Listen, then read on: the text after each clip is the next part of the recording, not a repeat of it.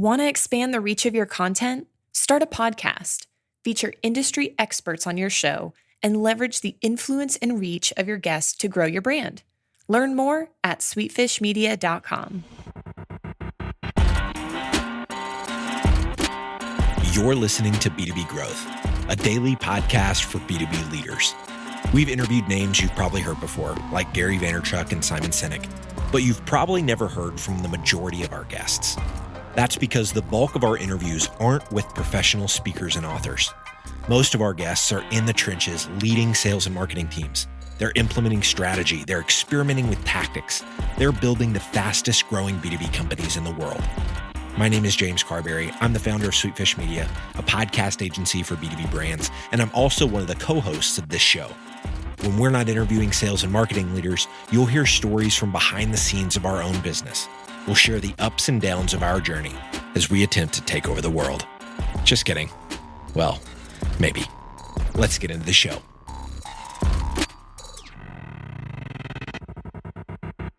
Welcome back to B2B Growth. I am your host for today's episode, Nikki Ivy with Sweetfish Media. Guys, I've got with me today Carla Roddy, who is the Director of Marketing at Apps Associates. Carla, how you doing today? I'm well, Nikki. Thank you. How are you? I am good. I'm so good. I'm glad to talk about this subject that you're going to illuminate for us, because it isn't one that I've tackled on the show yet. We're going to talk about marketing a managed service provider, and you're going to dig into what exactly that means here in just a moment. Yes. But before we do, Carla, I would love it if you would just give us all a little bit of background on yourself and what you and the folks at Apps Associates are up to these days. Absolutely. So thank you so much for having me today. We really appreciate it. As you said, I am Carla Roddy. I'm the Director of Marketing with Apps Associates. We are a managed service provider based out of Boston with deep expertise around Oracle applications and cloud migration. And we have a major differentiator with a breadth of service offerings. We are a Oracle Platinum partner. We are a premier consulting partner with Amazon Web Service.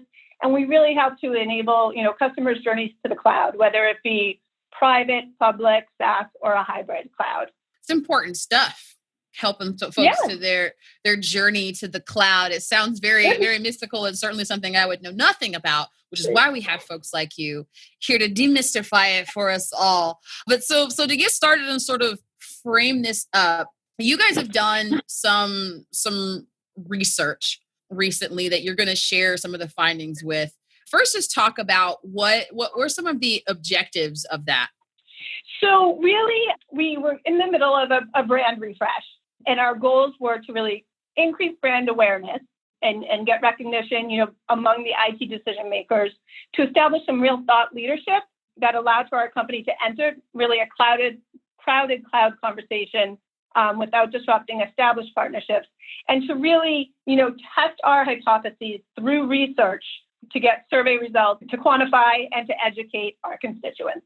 Right. Okay. And so did you go into it with, things that you were maybe expecting to confirm or dispel? And were there any surprises initially in this research? So really, we were out there to kind of debunk some myths. Through our conversations with our prospects and our customers, we were hearing some of their pain points and concerns about moving legacy Oracle applications, which are mission critical and often customized, to the cloud, whether it be, issues around security or cost or feasibility or licensing. And so we said, hey, you know what? We're hearing this a lot out in the marketplace. Let's commission a survey and really, put it to the test, find out what they're feeling. So we reached out to 300, what we call ITDMs, which are IT, decision makers, using Oracle applications, about where they were in terms of their move to their cloud and what their concerns might be. And, we did formal research around it and then compiled the data and did the analysis, and we're able to confirm, some of our thoughts and illuminate some others. Right. And so from start to launch, what needed to happen to make sure that this was successful?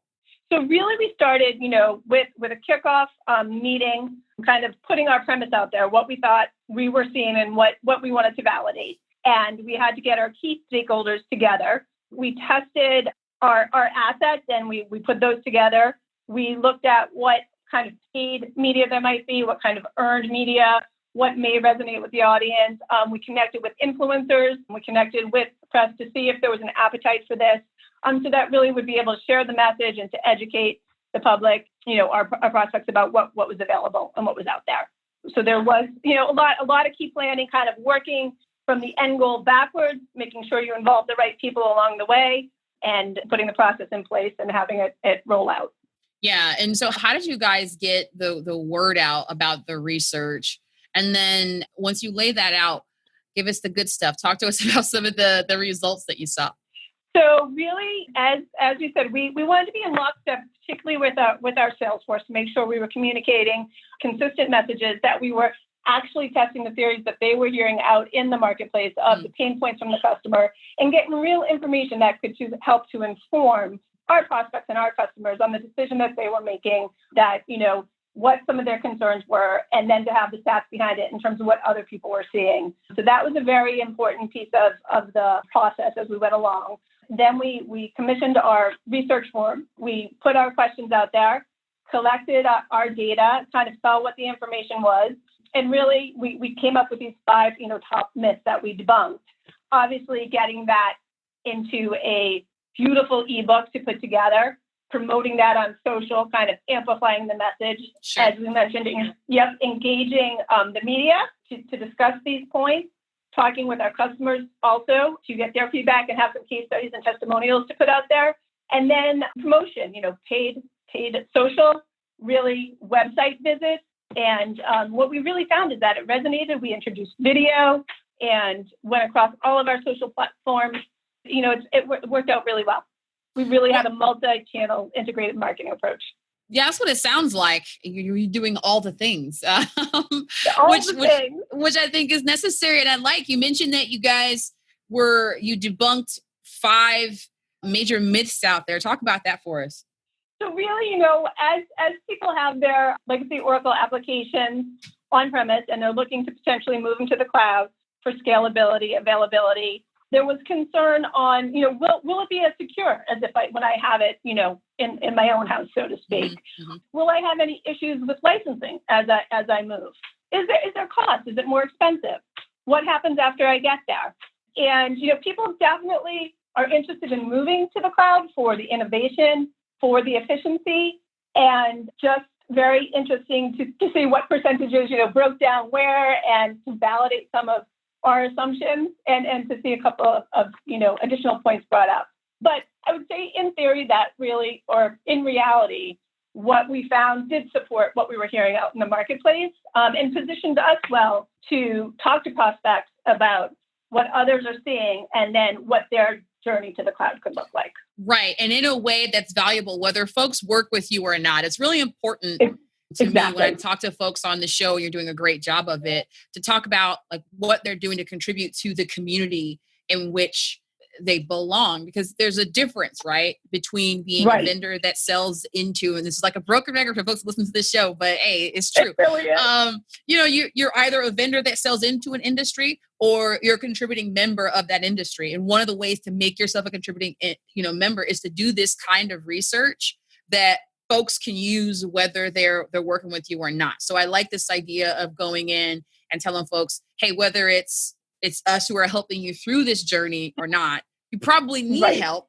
And here's where you can start with debunking these myths. So I really love that aspect of what you guys did. And the fact that you got these tangible results that really speak to the experience of folks who are doing these jobs every day. So I'll give you a shot before we move on to the next segment to talk about any other findings beyond those myths debunked that you want to share with us. And then just a little bit of advice that you wanted to offer to marketers who are thinking about doing a similar project. Well, I think whenever you can position yourself as a subject matter expert who can educate, your prospects on what is best for them, but also give them reference to what their peers are feeling to help either validate or question, some of the decisions that they could make, that I think is a key piece to really just establishing the relationship and establishing trust. For sure. And so I love the way you laid this out.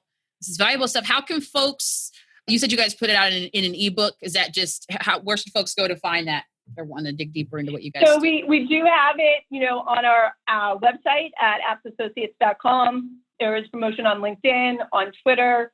We have, evolved the ebook into video, kind of segmenting smaller clips too, because sometimes it can be a lot for, someone to consume, and maybe they want smaller pieces and smaller chunks. So we took, the points that resonated the most. We created 30-second pieces to say, hey, all right, this is the myth that I'm most concerned about. Check this out. And that's been helpful, and it's been getting traction. Retweeting, really, as we said, when we have opportunities to speak to the media, to have our story told from a different point of view, all of that has added to the amplification of the research itself. Love that. Love that. So now that I have gotten the chance to pick your brain and see what I could get out of it, it is time, Carla, for you to tell us all about what you are putting in it. So tell us about a learning resource that you engage with that is, informing your approach that's just got you excited these days. So, I love Tony Robbins and then Mel Robbins, who's actually not, related, but just kind of about, how can I do things better? How can I take a moment when I'm caught up and really say, what is best for this situation? And just kind of step back and see how I can do it better. And also just, hey, maybe, sometimes when you don't get it right the first time, there's the learning there that really adds to that aha moment down the road. For sure. Learning from missteps is one of my favorite resources for sure. I actually just came across it was suggested to me in my Audible library. Mel Robbins is Work It Out. And so now that I've heard you say that, now I'll have to do it. Now I'll have to read it. It's a sign the universe is willing me for this. So thank you so much for sharing that with us. I like that it's just sort of the, no nonsense, traditional self-help stuff. I mean, that's really what it is. It's like self-improvement, no apologies here. That's what I'm reading. Because listen, a lot of folks, when I ask that question, they want to give me something that they think no one's ever heard of or whatever. But I like how you keep it real with me. I hear they do that out in Boston. So thank you. Yeah, absolutely. Right. You got to try it and see what sticks and then improve from there. That's exactly it. So Carla, just like me, I know everybody listening has become a fast fan of yours, and they are going to want to know how to keep up with you. So let us know how folks can connect with you. Absolutely. On Twitter at Apps Associates. We're on LinkedIn at Apps Associates. And then, directly with me is carla.roddy at appsassociates.com. And I hope to hear from you. Boom. Y'all reach out. Thank you so much. We'll have to have you on again because I've took a look at, your background, your experience, and I'm sure I could ask you a million questions. I just soak this stuff up, and so do our listeners. But until then, thanks again, Carla. We'll speak to you soon. Likewise. Thank you so much. We totally get it. We publish a ton of content on this podcast, and it can be a lot to keep up with. That's why we've started the B2B Growth Big Three, a no-fluff email that boils down our 3 biggest takeaways from an entire week of episodes. Sign up today at sweetfishmedia.com/big3. That's sweetfishmedia.com/big3.